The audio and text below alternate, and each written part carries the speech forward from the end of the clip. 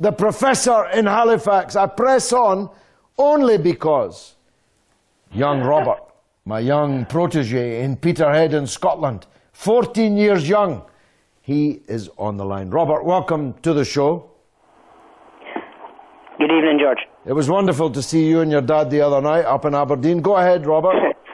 Before I comment on the Takfiris in Iraq, I'd like to say that I thoroughly enjoyed your lecture on Scottish independence at the Music Hall in Aberdeen last Monday, rather. Yeah. Time flies, Robert. It was an absolute pleasure to personally meet you. Thank you, Robert. Thank you. God bless you, son. Go ahead.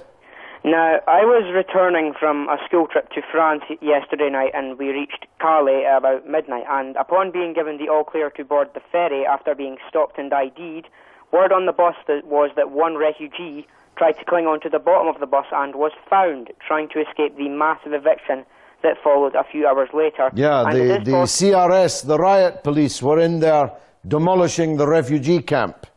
Yeah, I heard about that. And it is possible that the refugee was from Iraq.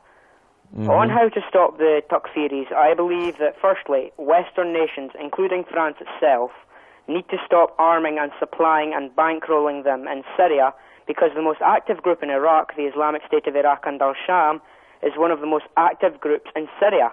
No doubt they are running up the streets of Fallujah carrying American-made M4 rifles, wearing American-made body armor, and using American-made comms equipment sent straight from their fighters and affiliates in Syria.